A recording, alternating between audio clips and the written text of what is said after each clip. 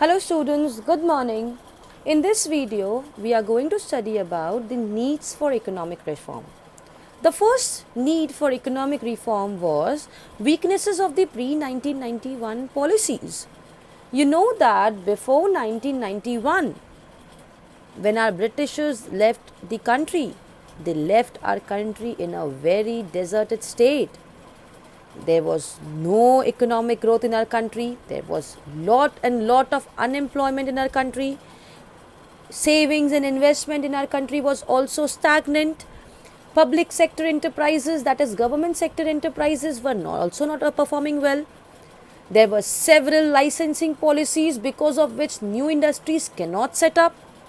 Monopolies were expanding because there were only public sector enterprises to look after the industries.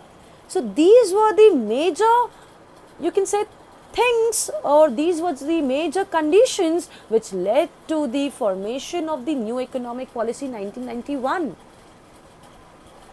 Next is your major foreign exchange crisis. In our country, there started existing a foreign exchange deficit. Means in our country, foreign currencies were not coming because they were reduced in export and all, and foreign currencies are going more and more out of our country. So this was the reason. Now, what was the reason of the foreign exchange crisis? The first one was because of the war between the Gulf countries of the Iraq and Kuwait in 1990-1991. We know that we basically import crude oil from those countries only. So because of the war between Kuwait and Iraq, they raised up their oil prices, and it became really very, you can say, expensive for us to import oil, and that is why more and more of the foreign currencies were going out of the country because of the importing of oil. Second reason was India's external debt increased over time. India had taken lots and lots of debt, and to pay back those debts and the interest paid on those debts were also the second condition because of which our major foreign exchange were going out of the country. Third condition was those NRIs, those who were investing in our country, they also started withdrawing their investment because of the political instability in our country.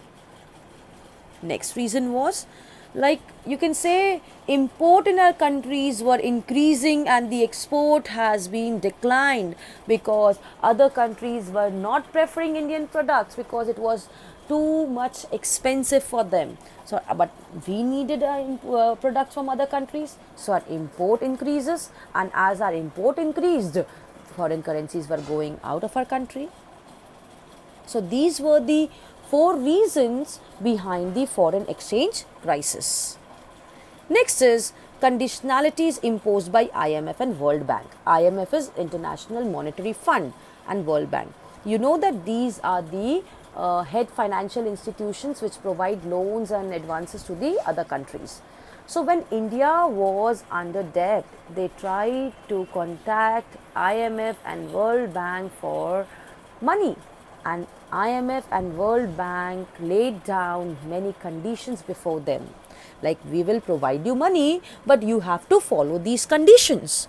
So what were the conditions? The first one, they told them to liberalize their restrictions on international flow and goods, services, technologies and all. Because of that, globalization took place. They also told that you have to, you can say, reduce the restrictions on licensing procedures. Then only we will provide you loan. There were several such conditions which forced India to, you can say, implement new economic policies in our country. The fourth one is fall in USSR, that is Union Soviet Social Republic. USSR and East European countries were the major markets for Indian consumer goods because India was basically exporting their products to these countries only. But because at the end of 1990, these countries collapsed and most of these countries became market economies. They started setting up their own products, they started producing their own products, and they stopped import from our countries. So our export declined. and as our export declined, there were foreign exchange crisis in our country.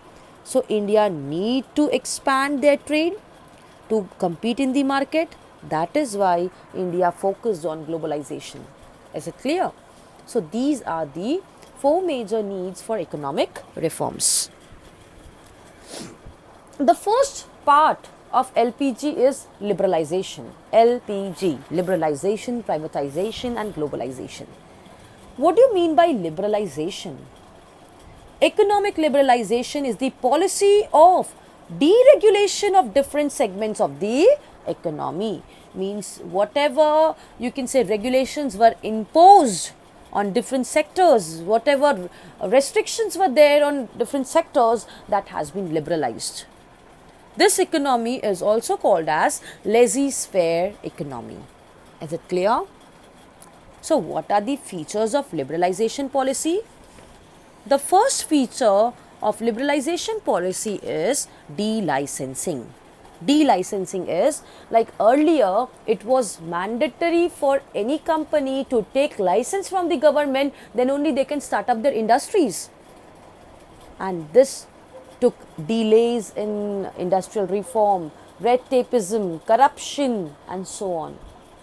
But now government has reduced the licensing procedure to only 5 such industries. Earlier, all the industries were supposed to take up license, but right now they have reduced it and they have replaced it only for 5 industries. These 5 industries has to take or they have to take license from the government. Rather than that, any other industries can start up their business without taking license itself. So what are the 5 industries which need to take license from the government before setting up their industry? That is alcohol industry, tobacco industry, that is cigarettes and all. Third one is your hazardous chemical industries which are producing hazardous chemicals.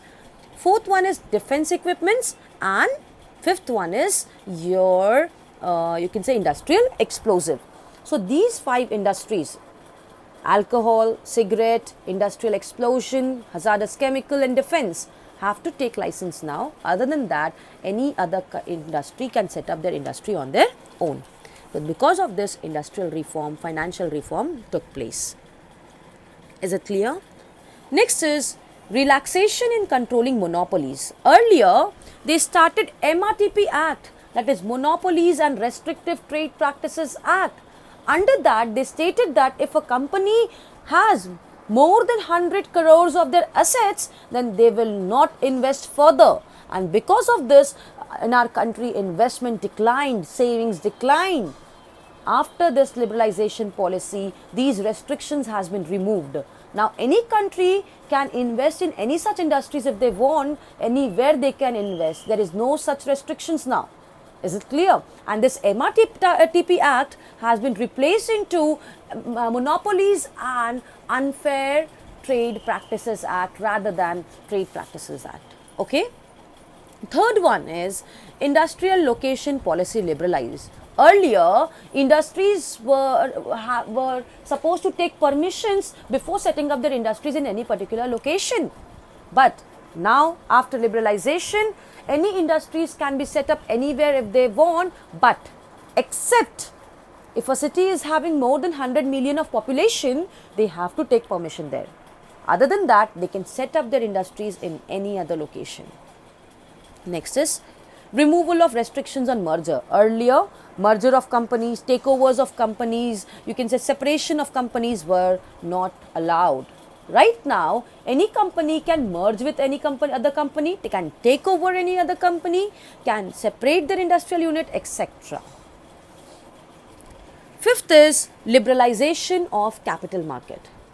Now, a new company can float their shares and debentures in the stock market, in the capital market. Earlier, they were not allowed. If there were any new companies, they cannot float their shares and debentures on this in the capital market. But now they are free to trade, they are free to float their shares and debentures in the capital market. But the only condition is SEBI, that is Securities Exchange Board of India, has been established to look over them.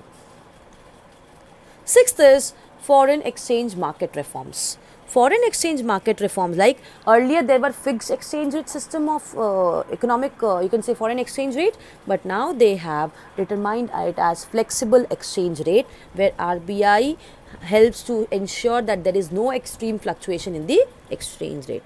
Earlier there was fixed exchange rate which was officially fixed by the government. Now it is flexible according to the market demand and supply forces of the foreign currencies. Seventh is foreign trade reforms. Tariff restrictions has been reduced, means tariffs were the charges which were supposed to pay on import and export of the commodity. These has been reduced. Quotas has been abolished. Quotas means quantitative restrictions, that you cannot import more than this or export more than these quantity. These have been removed. Eighth is development of infrastructure. Now any private sector can enter and develop the infrastructure like power, roadways, communication, civil, banking, etc. Earlier these sectors were given to public sector only. Ninth is ease of doing business. Any business can perform according to their own will. They have made it as friendly environment investment in our country, because they can invest, they can do whatever they want in the country freely. 10th is other changes. Earlier, RBI was a regulator of the country or the banks of the country, but now it has been given the position of a facilitator. The RBI guides, controls, regulates everything. So from regulator to the facilitator, the role of RBI has been shifted. Next topic which we will be dealing right now is significance or the importance of liberalization policy. The first importance of liberalization policy is that they have overcome the problem of control Raj, because there were monopolies, there were delays, there were corruption, because there was only public sector. That has been removed. Second importance is each and every entrepreneur has got freedom to perform according to their own will. Third, competition has been increased, because now any entrepreneur can set up their own industries. So number of industries will increase, number of entrepreneurs will increase, and so there will be increase in competition. So these are the importances of liberalization. So that's all for today. Hope you have a nice day. Bye bye.